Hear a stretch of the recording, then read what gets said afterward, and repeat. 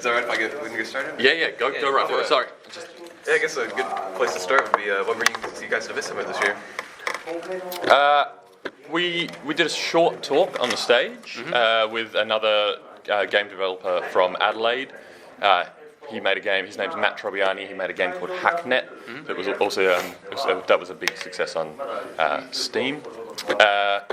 So we did a short talk there. It also, I mean, ultimately, we obviously loved indie games, and it was just a good opportunity to jump up to come and play stuff, and come and see Japan again. Yeah, and to connect with some of the people that we've been working with, and obviously we work with Kakahashi Games here, who did the Japanese translation and the localization for Hollow Knight. Talking to them, and they're obviously helping with a lot of the kind of stuff on this side of the world. Yeah. Okay, so I get there was a blog post from you guys, I guess, in March 24th, I believe, that coincided with like the Lifeblood public beta. Yep. And at that time, you guys were talking about the Japanese language being added. Yes. So I was wondering, like, whenever you guys were initially creating the game, did you expect it to get like be like this international, I guess, to the point where there's like 10 support languages? Like, I see. I mean, we always wanted, the ability to be able for anyone to be able to play it. So we made it with that in mind. It's kind of like, It is in more languages than we probably expected. I believe it's in 10 languages. I wasn't really even thinking. Yeah. Yeah. And a lot of that has actually been through the help of fans and just through the community coming to us and saying we really want it in Brazilian Portuguese and things like that. And there is a community here. We just set up a system where like fans could come in and just work through the text of the game and translate it. We worked with them on it. It's been really cool. So basically, a lot of the translations were just kind of driven by fans. Like they came to us and said we're ready to. That's true. In fact, we paid for some translations that fans ended up coming to us and saying, "This is awful. We will help you fix it." Yeah, and they did, and they did an incredible job. Yeah, that's awesome.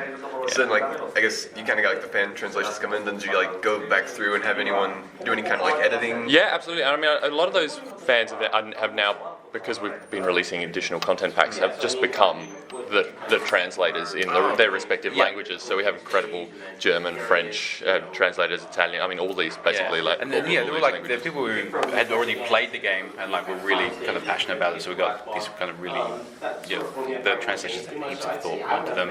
Like all like the poetry and the songs and stuff. They work with us they work really hard to like translate it really well and to maintain the meaning and stuff. Because the stuff really meant a bit to them. Yeah, that's awesome. Okay, I guess something kind of in that same vein. So what was the localization process like for the Japanese version specifically? Was that kind of a similar... That was a bit different because we worked with Kakahashi Games here, so they're helping us with kind of publishing in Japan and like liaising with like Nintendo Japan and media and stuff. And as part of that, they actually had like an in-house translator. Yeah, so sorry, it was a mix, and it's not all fan translations. These guys are these guys are professional translators and have done it for hundreds and hundreds of games. They really know what they're doing. Yeah. Okay, so I guess kind of switching gears a little bit here and kind of looking back. So with the Kickstarter, I believe you guys raised around like 58,000 Australian dollars. Yeah. So I guess to me that kind of seems like a pretty modest budget considering what the game like achieved and I guess how it's grown. Yeah. So this is not like the final stage. when you set whenever you set your initial goal, which was even lower than what you guys got. It was lower, yeah. Where you guys was that really a number you guys were like comfortable with as like we get everything we want? Yes. Yeah, it was a number we were comfortable with for the scale of game that we intended to make at that time. So the goal that we set was something like $35,000. Yeah, and we were debating it before. Like I think we changed it up from like 30, maybe like a few days before. We were debating that for a while. But the number was to create a Metroidvania that was very small. It was really like a small thing. 2 hours or something. And then the success of the campaign allowed us to make it a level bigger. And then because we the funding that we got entirely from that campaign allowed us to work for a period for 2 years essentially, and that allowed the game to get bigger again. So the answer is yes, that budget did sustain us. The reason is not completely. I'll talk about it in a minute, but but it's because of our specific situation. We don't have children. William has a partner that works full time. I had an animation business before, so I had that was quite successful. So I had some money to survive on through the period, and then Dave, the third member of the Hollow Knight development team, who did the kind of foundational architectural coding stuff, was his partner also worked full time as an architect. And then probably the other part of that is we live in Adelaide, and it's a very cheap cost of living. So we had a number of factors that worked for us and allow us to make a game like this on quite a low budget. And I will have to, I know we're going a bit long on the question, but we did actually, as we got right towards the end, we said, look, there's a set of extra things that we really want to get in there, but they weren't essential for us to release the game, but they were things we thought would make the game really great. And for that, we actually approached Indie Fund, which is a funding syndicate. You can see it online. And the guys there were very eager to be involved. So they actually helped. They provided a little bit more financing, and that allowed us to add all those extra little bits and pieces that we really wanted to do. Yeah.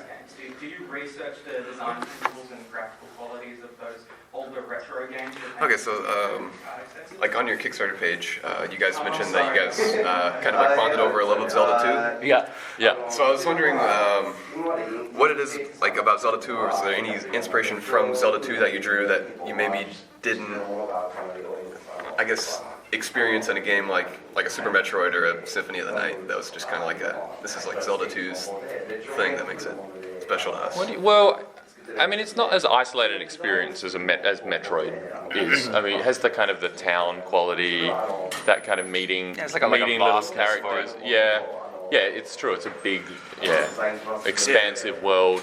The main thing probably we like about games like Zelda 2 is that feeling of exploration and discovery, and not being able to feel the edges of it. Not knowing, legitimately not knowing what you're going into.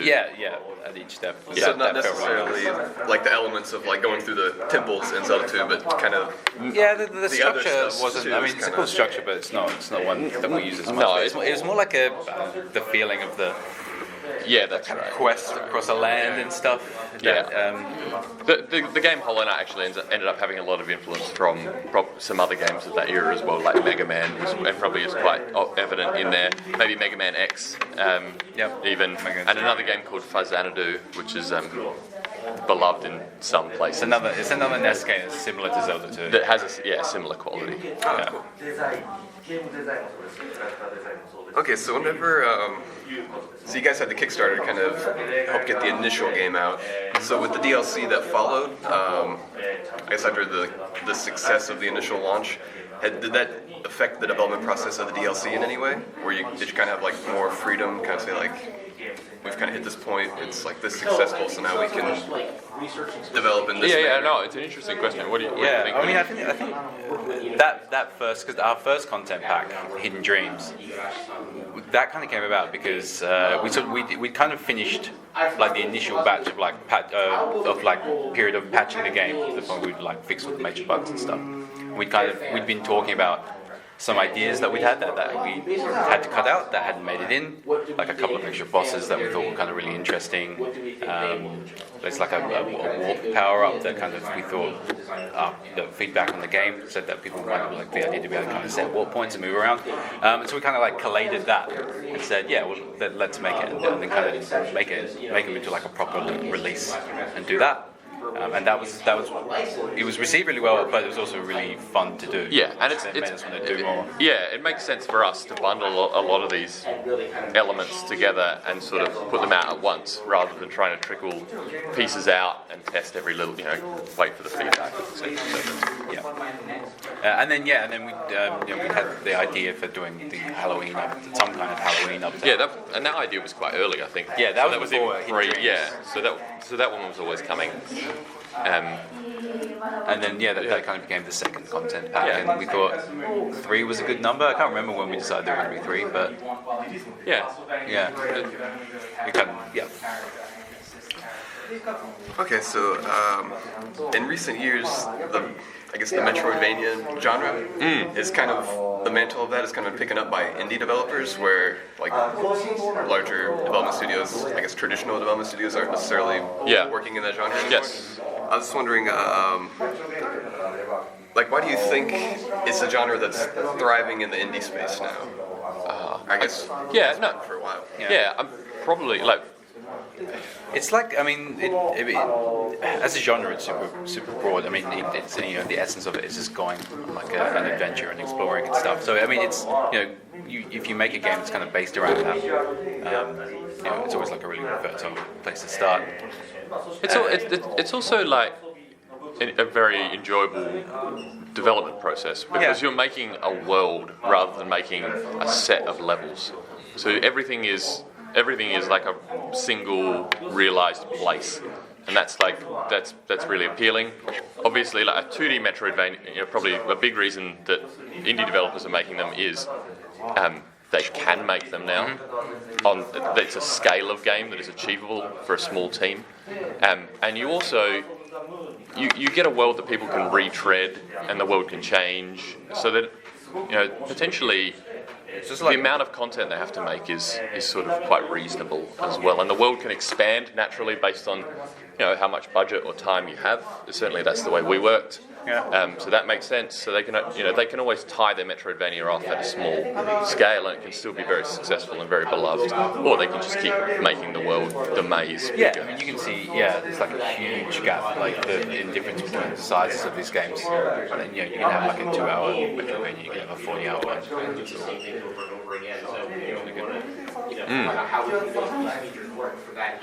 Okay, so the next thing, I'm definitely wondering, and I think a lot of other people are wondering, so do you guys have any updates on the Switch port that you could share? Or is that still kind of... I think our thinking on it for now is that we're going to wait until we've got like a rock solid, we know when it's going to come out, and then we'll do an announcement. So we have kept quiet about it, just because we don't want to, we don't want to say when we think it'll come out. Yeah, but we also can say that it's very close, and we're very confident in that version of the game. Yeah, we think it's really nice. Yeah, it looks really nice on the Switch. It's super nice to play. Oh, you guys had like a little like kind of video teaser that kind of went out around. Like one of those. There was like a Nintendo showcase. Yes. That you guys also kind of put out some footage. Yeah, Nintendo's been really good supporting us and supporting the game, so that's been obviously it's been a really enjoyable process. I think a lot of people are looking forward to that. Yeah, cool. So I guess a good question to just kind of come full circle and wrap it up here. What does it mean to you guys to be indie? One of the most out there at the moment. What would you say has been key? Well, I can probably look. Is the main thing that we get? We're in control of our like destiny, and certainly of the games that we make. That's like very different. Like we're not a service business, and we're making these worlds, and these are our worlds, and we're really like. We have the freedom to go whichever direction whichever path that we choose to take. Yeah, I mean the best flow to have is one where you've got the shortest time between coming up with an idea and then getting to make it.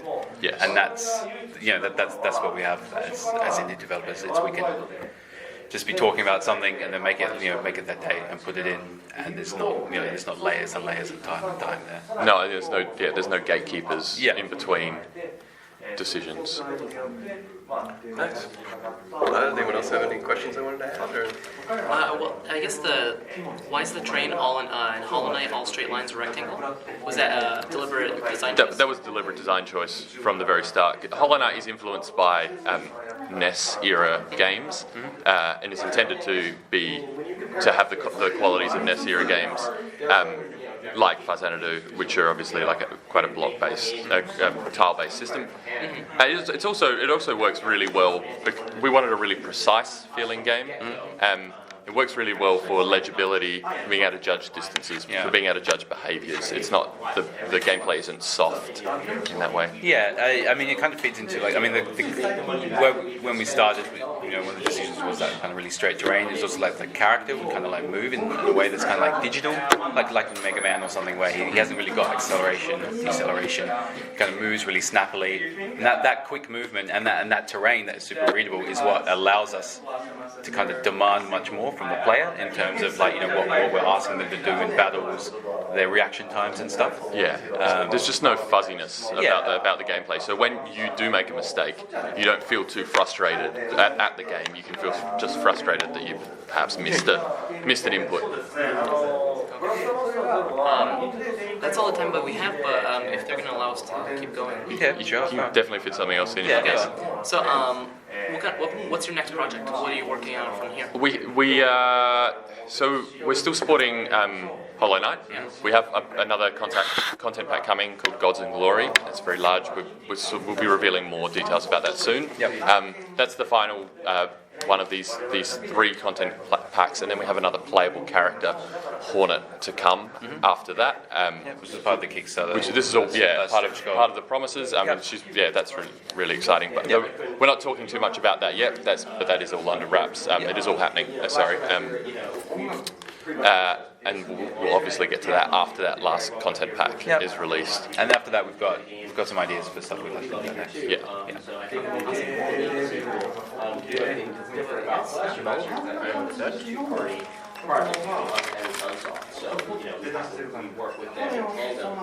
No. Cool. All right. Yeah. Thank you so much. Thanks. Yeah. Cheers. Cheers. Thanks so much. Thanks. Thanks.